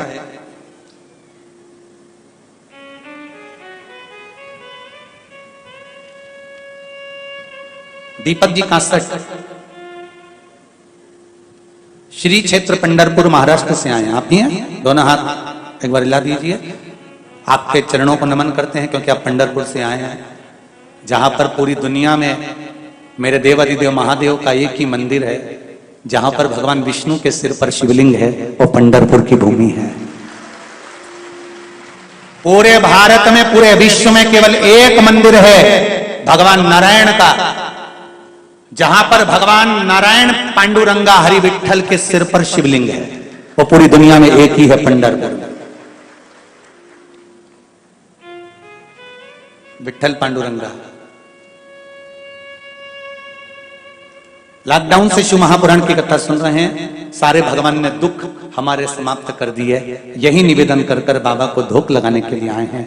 मुझे गर्व होता है जब कोई बोलता है कि ये तो सीवर वाले महाराज के पागल खाने का पागल है, तो हमको बड़ा आनंद होता है कि हम भी शंकर के भक्त तो हुए, शिव की उपासना करी है। बहुत बहुत आनंद। मुझे महादेव से इतना कहना है कि भगवान खूब भंडार भर दे और एक बार चंद्रभागा नदी के तट पर भगवान विठल नाथ जी को शिव महापुराण की कथा सुना दे। यही मेरी विनती है।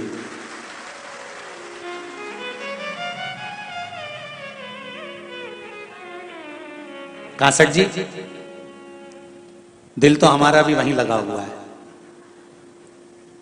बस कमर पे से हाथ हटाकर एक बार इशारा कर दें, तुरंत पहुंच जाएंगे। प्रयास पूरा करेंगे।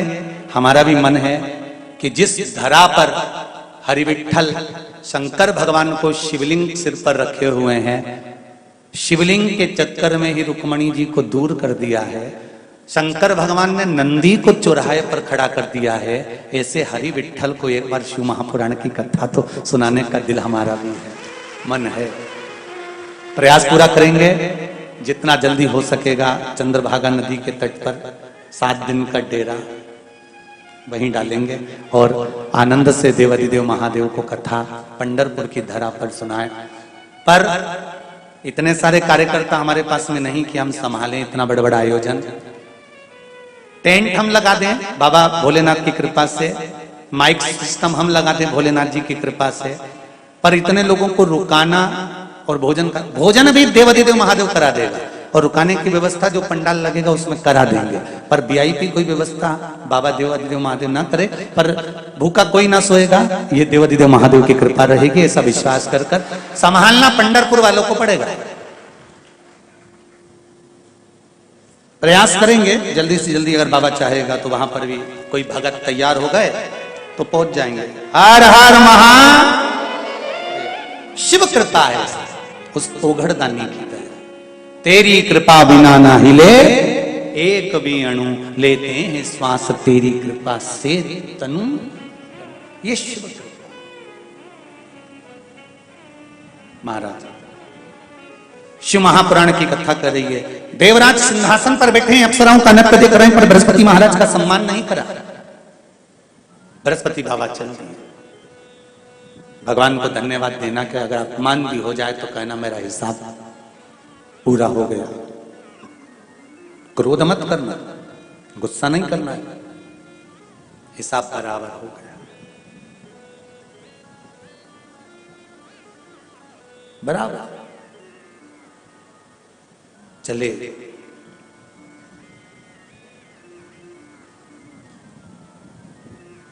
महाराज चलते चलते बृहस्पति बाबा देवाधिदेव महादेव के पास पहुंच गए। शंकर जी ने पूछा, आप तो देवगुरु बृहस्पति, देवताओं के गुरु हो, तुम्हें तो सिंहासन पर बैठना था जहां इंद्र की सभा हो रही है, और इंद्र की सभा वाले स्थान पर एक देवगुरु बृहस्पति का पद अलग रखा जाता है, एक सोफा एक सिंहासन अलग रखा जाता है, तो तुम्हें तो वहां बैठना था, फिर तुम यहां कैसे? कहा इंद्र ने ध्यान नहीं दिया, जब मैं गया था तो सारे स्थान भरे हुए थे, कोई स्थान खाली नहीं था, किसी को कष्ट देना ये ठीक नहीं है, इसलिए मैं वापस आ गया।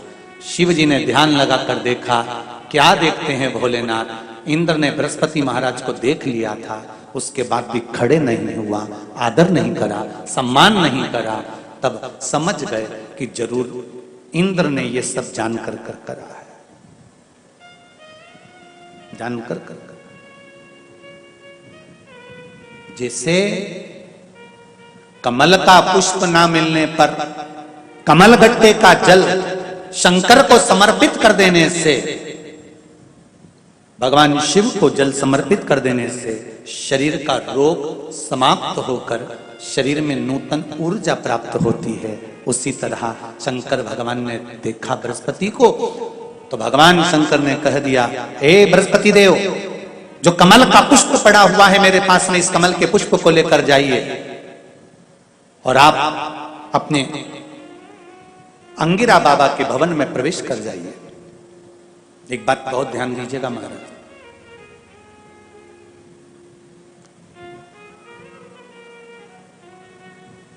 जब सूर्य ग्रहण या चंद्र ग्रहण पड़ता है तो जो बच्चा शरीर से रोगीला ज्यादा होता है या रोग उसको घेरे रहता है, तो मुट्ठी भर ज्वार का दाना उस बच्चे के हाथ में पस भरकर वो ज्वार का दान करवा दिया जाता है। जिससे यदि आप लोगों ने शिव पंचायत शिव महापुराण की कथा सुनी हो, या माहेश्वरी समाज मुंबई द्वारा अंधेरी में हुई स्कंद पुराण माहेश्वरी समाज द्वारा जो हुई थी, अगर वो श्रवण करिए तो उसमें बताया गया कि कुछ चीजों के दान ऐसे होते हैं जिन दान को करने से व्यक्ति के जीवन में समृद्धि, वैभव, लक्ष्मी की प्राप्ति हो जाती है। और वो दान बहुत सारा धन का या वैभव का दान नहीं है, हम जिसको प्रयोग कर रहे हैं। जैसे ज्वार का दान करने से रोग से मुक्ति होती है, रोग से मुक्त होता है, उसी तरह आप चिंता मत करो बृहस्पति देव, अब आप जाइए, इंद्र को इसका भोग भोगना पड़ेगा। जब बृहस्पति महाराज चले गए और भगवान शंकर ने कहा दिया, बृहस्पति महाराज अब आप जाना मती, उस देव गुरु के सिंहासन पर आप मत बैठो, आप रखो। बृहस्पति महाराज वापिस आ गए। इंद्र को लगा बृहस्पति महाराज का अपमान हो गया, बृहस्पति महाराज को बुलाने गए, नहीं आए। इंद्र को क्रोध आ गया, उन्हें विश्वरूपा जी को गुरु बना दिया। कौन थे ये विश्वरूपा? इंद्र के भाई, दिति की संतान, विश्वरूपा जी को गुरु बना दिया। अब विश्वरूपा जी गुरु बन गए, बैठ गए। विश्वरूपा जी के 3 मुख थे, एक मुख से भाग ग्रहण करना, दूसरे मुख से सोमपान करना, तीसरे मुख से राक्षसों को भाग देना। इंद्र को क्रोध आ गया, क्योंकि जब व्यक्ति पद पर, प्रतिष्ठा पर आगे बढ़ता चले जाता है, उसका जब बहुत जगह पर मान सम्मान प्रतिष्ठा मिलती रहती है, तो उसको थोड़ी सी बात में क्रोध आ जाता है, थोड़ी सी बात।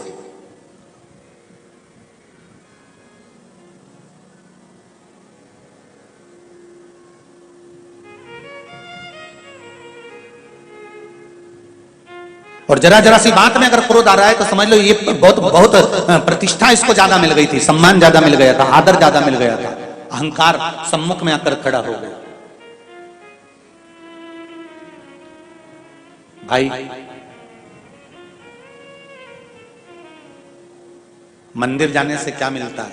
शिव महापुराण की कथा कहती है, अहंकार जो सिर में भरा रहता है, जब भगवान के चरणों में हम झुककर प्रणाम करते हैं, हमारा ये मटका अहंकार का जो खोपड़िया में भरा हुआ है, सिर में भरा हुआ है, वो अहंकार का पूरा मटका देवाधिदेव महादेव के सामने खाली हो जाता है, अभिमान वहां लुढ़क जाता है। इसीलिए शायद शिव महापुराण की कथा कहती है कि शंकर जी कहते तुम वो दो जो तुम्हारा खुद का। अब तुम्हारा खुद का क्या है?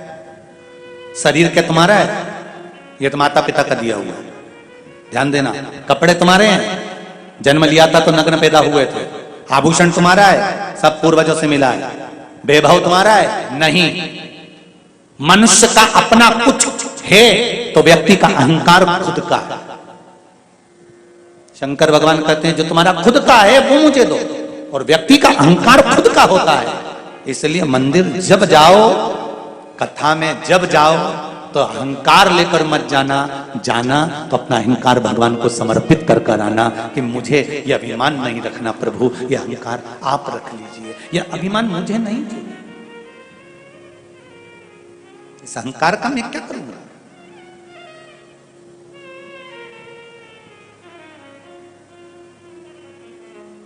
क्या करना मुझे इस अभिमान का?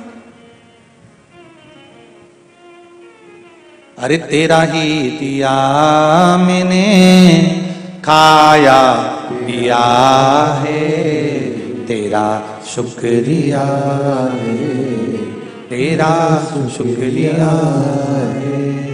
मुझे भोले बाबा ने बहुत दे दिया है, तेरा शुक्रिया है, तेरा शुक्रिया है।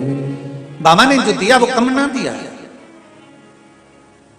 बृहस्पति महाराज का अपमान हो गया, चले गए, विश्वरूपा जी को गुरु बना दिया। इंद्र को क्रोध आ गया, तलवार लेकर इंद्र गया, और बृहस्पति यहाँ जिस पद पर विश्वरूपा जी को बिठाया था देव गुरु बनाकर, उन्हें देव गुरु विश्वरूपा जी का सिर काट दिया, और सिर कटा, ब्राह्मण हत्या माथे चढ़ गई। ब्राह्मण हत्या माथे चढ़ी, इंद्र ने विचार करा करूं क्या इस ब्राह्मण हत्या का, क्योंकि मेरे हाथ से ब्राह्मण मरा है।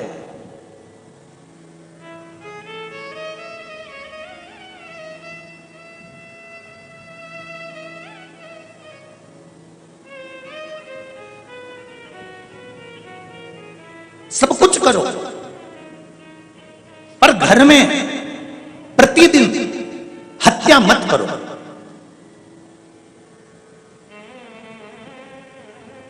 ऐसा कोई घर नहीं जिसके घर में प्रतिदिन हत्या नहीं होती।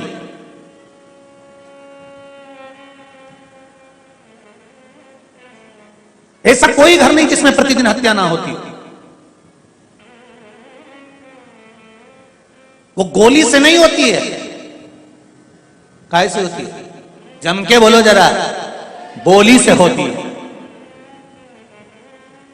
ऐसा कोई घर नहीं जिसके घर में प्रतिदिन हत्या नहीं होती हो, बस अंतर एक है, गोली से हत्या होती है तो शरीर मर जाता है, बोली से हत्या होती है तो यह आत्मा मर जाती है, जिसने बोला उसके प्रति समाप्त हो जाती है। नहीं बनता ज्यादा काम, कम कर लो। नहीं बनता किसी से व्यवहार, थोड़ा कम कर लो। पर निवेदन है, ऐसा शब्द ना बोलिएगा जिससे किसी के हृदय को चोट पहुंच जाए, और उसके दिल को चोट पहुंची तो वो देवादिदेव महादेव को चोट पहुंची। शब्द अच्छे बोलो।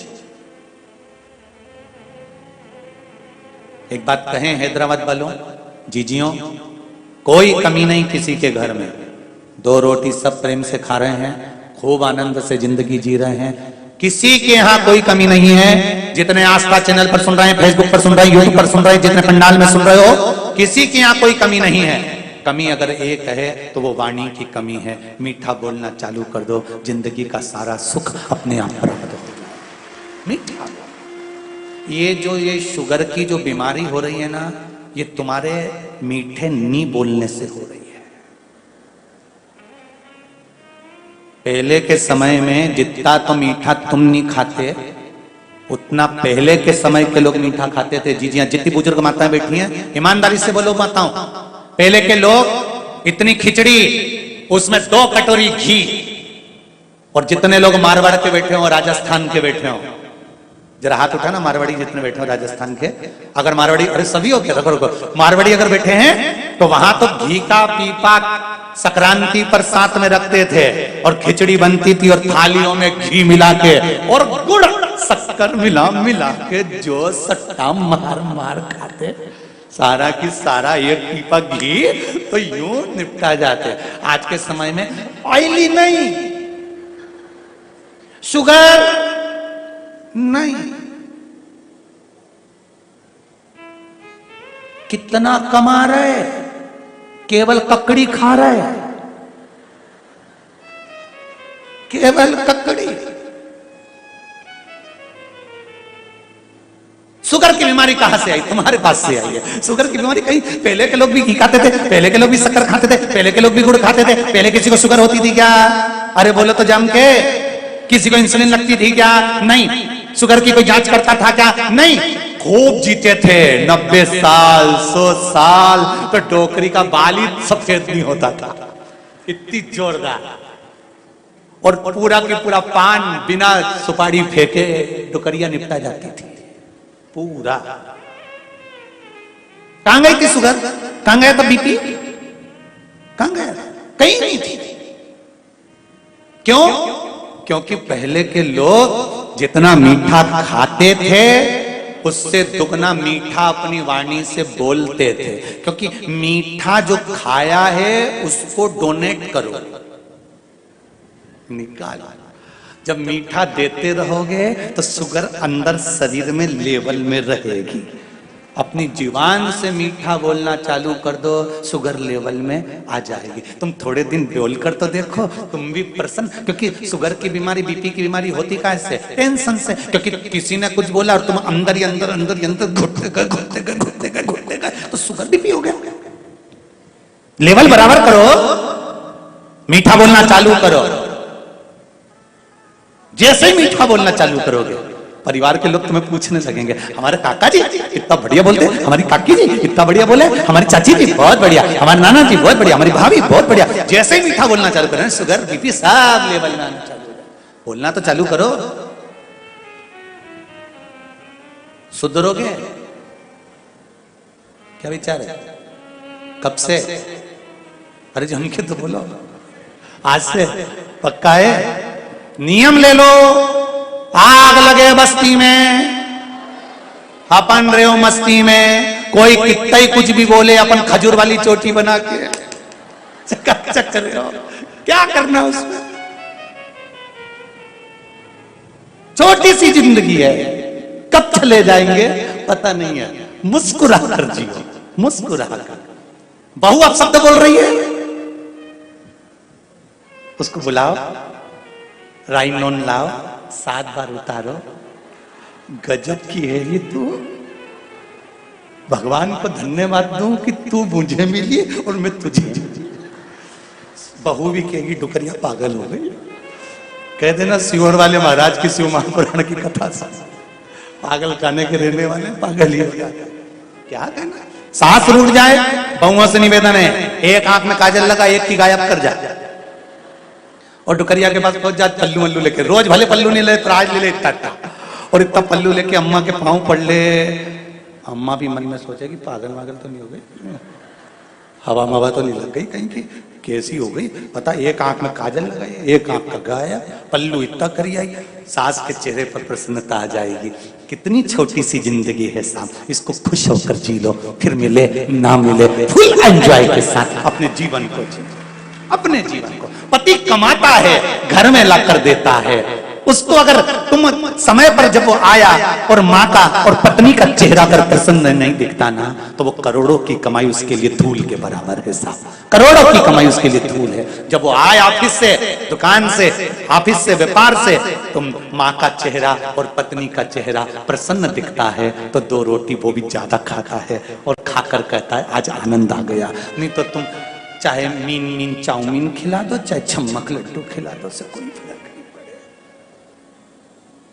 अब तुम उससे कहो कि डोसा खा लो, वो के कई डोसा खाऊं, मेरा तो खुद डोसा बन गया, कई डोसा खा, बड़े मिसिज।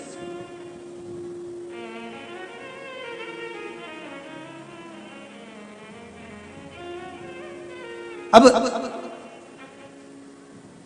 विश्वरूपा जी का सिर कट गया, ब्राह्मण हत्या माथे चढ़ गई, ब्राह्मण हत्या माथे चढ़ी। इंद्र ब्राह्मण हत्या के कारण बस कमल की डंडी के अंदर जाकर छुप गए देवऋषि नारद के कहने पर। और देवऋषि नारद ने कहा कहां जाकर छुपोगे, कमल की डंडी के अंदर कब तक छुपे रहोगे, ब्राह्मण हत्या है, कभी तो बाहर निकलना पड़ेगा।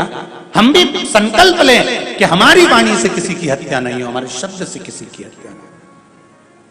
निंदा करने वाला निंदा करता रहे, बुराई करने वाला बुराई करता रहे, अपशब्द कहने वाला अपशब्द कहता रहे। क्यों?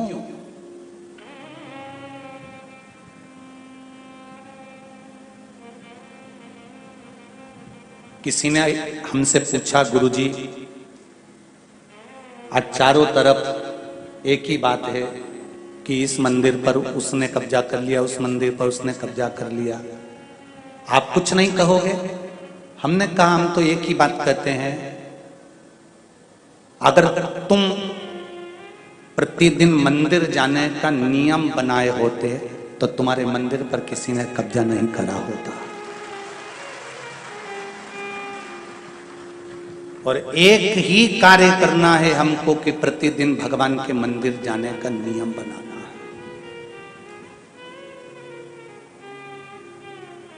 प्रतिदिन शिव मंदिर में जाइए, उसका गुणगान करिए, उसका भजन करिए। धीरे धीरे मंदिर में पहले लोग जाते थे, घंटी बजाते थे, आरती करते थे। आज के जमाने में तो किसी के पास समय नहीं है, अकेला पंडित जी आरती करता है, मशीन लगा दी, उसमें नगाड़ा ढोल धमाका बज जाता है। और चलो तो चलो, कई कई मंदिरों में तो मशीन से ही आरती होने लगी, नगाड़ा भी मशीन बजाए, आरती भी मशीन करे। तो भगवान ने भी सोच लिया ठीक है, तुझे भी मशीन पे रख के ही निपटाऊंगा। वेंटिलेटर पे पड़ा पड़ा निपट गया, मशीन पर।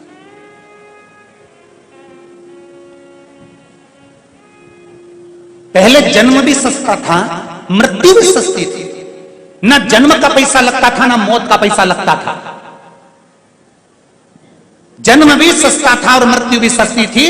माता के गर्भ से बच्चा जन्म लेता था घर के अंदर, और अंतिम समय में मृत्यु भी कब आ जाती थी, लोग चले जाते थे। आज के जमाने में जन्म भी महंगा हो गया और मृत्यु भी महंगी हो गई। ऑपरेशन के बिना कोई आता नहीं और वेंटिलेटर के बिना कोई जाता नहीं है। दोनों महंगे हो गए। अब तो लोगों को मरने में भी डर लगने लगा। 2-4 लाख रुपए जोड़ के रखना, वेंटिलेटर का देना पड़ेगा। तो भगवान से क्यों नहीं कहते ये क्यों हो रहा है? क्यों वेंटिलेटर के सहारे हो गए? क्यों ऑक्सीजन की मशीन के सहारे हो गए? भगवान कहते हैं मेरी आरती और पूजा तुमने मशीन के सहारे कर दी, तो मैंने भी तुमको मशीन के सहारे कर दी। आप मुझे अपने मन के सहारे कर दो। मंदिरों में ये मशीनें शोभा नहीं देती, नगाड़ों की और ढोल की और घंटी की और घड़ियाल की। जो मंदिर के आसपास रहते हैं 10 बच्चे, 11 लोग, 11 बच्चे, बुजुर्ग, 10-15 लोग भी अगर मंदिर प्रतिदिन जाएं, आरती पूजन करें, तो इससे बढ़कर कोई सुख नहीं है। करो, कुछ काम नहीं आएगा, संस्कार काम आएगा। संस्कार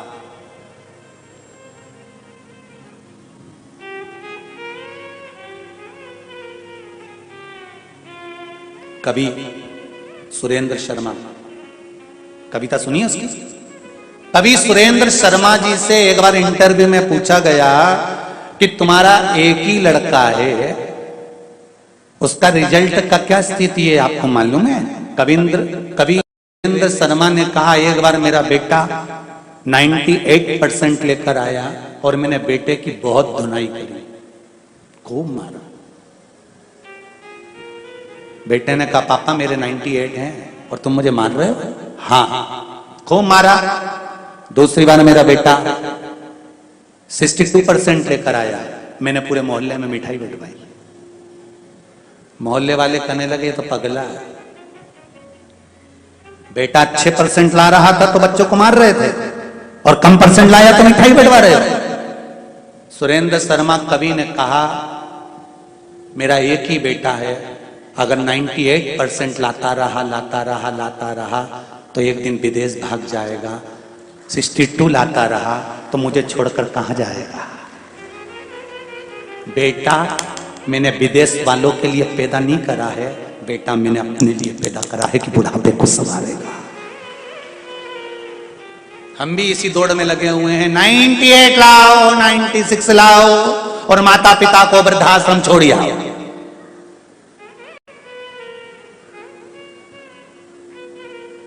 हम भी इसी दौड़ में लगे हैं।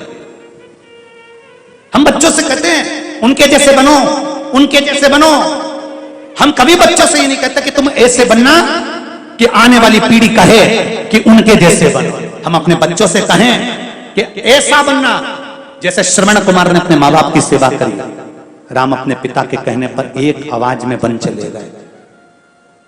भगवान कृष्ण अपने माता पिता के उद्धार के लिए कंस का संहार कर देते हैं। बनो, खूब बनो, पर हम भी तो अपने बच्चों को बताएं कि कुछ बनना, तुम्हारे जैसे भी लोग बने, ऐसा कुछ कर कर चलना। बच्चों से कहा तुम उनके जैसे बनो, उनके जैसे बनो। अपने बच्चों को ऐसा बनाओ कि उसको देखकर दूसरे बनने को तैयार हो जाए।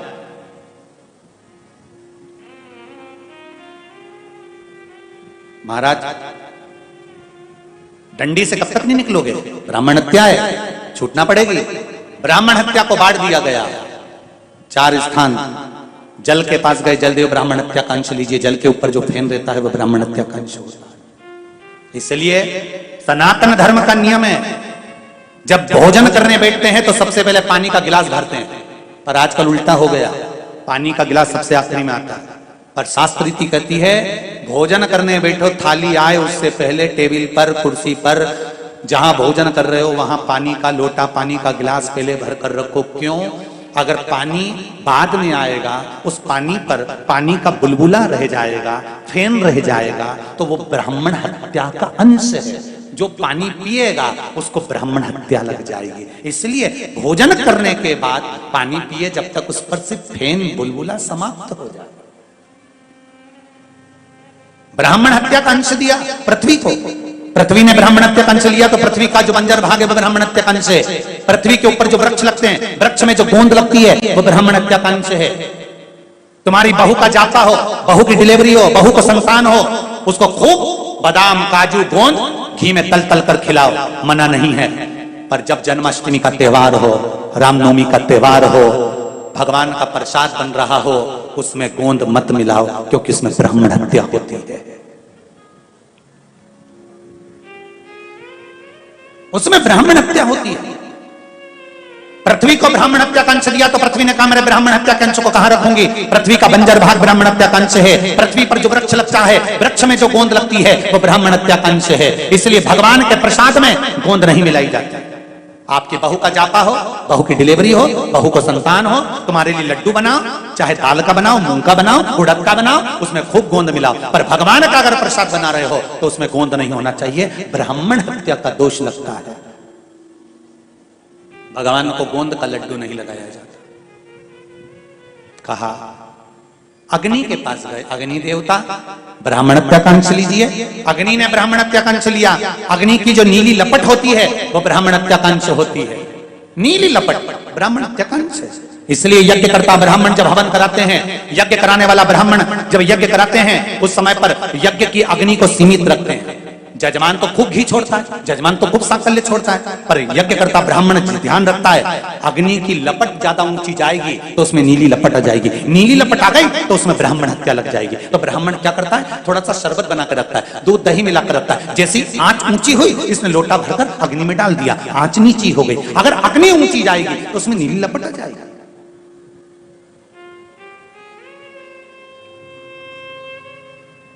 नीली लपट में ब्राह्मण हत्या का अंश है।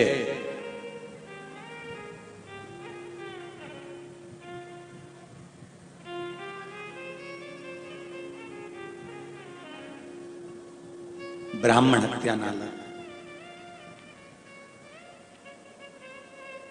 अब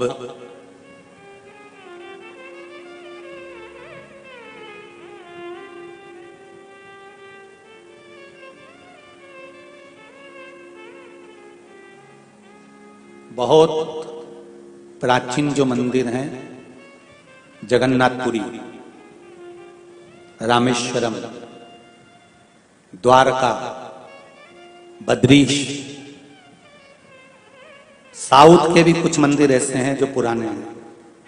इन मंदिरों में लाखों लोगों का भोजन बनता है, गैस की टंकी पर बनता है। जम के बोलो जरा, गैस पर भोजन बनता है? नहीं। काय पर बनता है? जम के बोलते जाओ। लकड़ी पर भोजन बनता है। कारण, लकड़ी की जो आंच होती है वो पीली होती है, गैस की जो आंच होती है वो नीली होती है। क्यों कहा जाता है कि कली काल में अगर आप गैस पर भोजन बना रहे हो तो उस पे जो रोटी सेकते हैं वो नीली लपट पर सिखाती है। तो क्यों कहा जाता है कि भोजन की थाली लगाने पर सबसे पहले उस भोजन का भोग तुम्हारे घर में जो भगवान है उनको लगा देना चाहिए, जिससे ये ब्राह्मण हत्या का दोष समाप्त हो जाए। क्यों कहते हैं?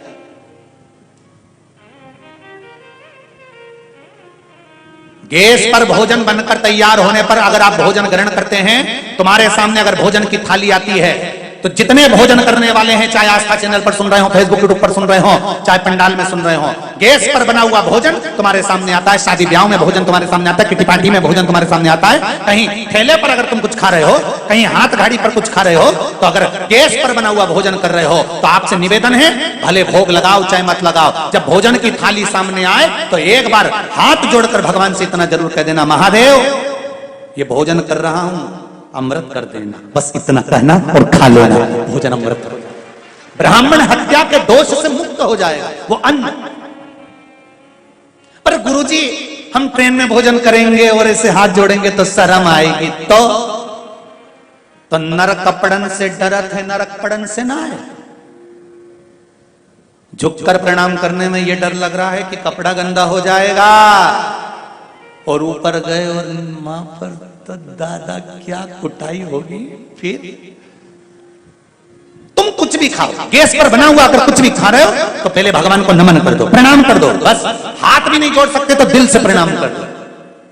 हृदय से तो कह सकते हो, इतना तो कर सकते हो, 1 सेकंड के लिए बस नेत्र झपके उठाए, उतनी देर में तो महादेव खाकर निकल गए और प्रसाद हो गया, अमृत हो गया। इतना तो कर सकते हो। सनातन धर्म में जन्म लिया है आपने और हमने, सनातन धर्मी हो आप, तो भोजन करते समय अगर बन सके घर में भोजन करो तो भोजन की थाली को हाथ जोड़ लो। गैस पर बना है प्रभु, बस हाथ जोड़ा, शंकर जी अमृत कर दीजिए, पा लीजिए। रोज प्रतिदिन भोजन को अगर हाथ जोड़कर खाओगे, ये पक्का है जिंदगी में किसी रोग के कारण हॉस्पिटल नहीं जाओगे, शिव जी उसको अमृत कर देंगे। आप बोलो तो उसको। एक भजन माताएं गाती हैं, बड़े प्रेम से गाती हैं, सब अमृत होई जाए रसिया, रुचि रुचि भोग।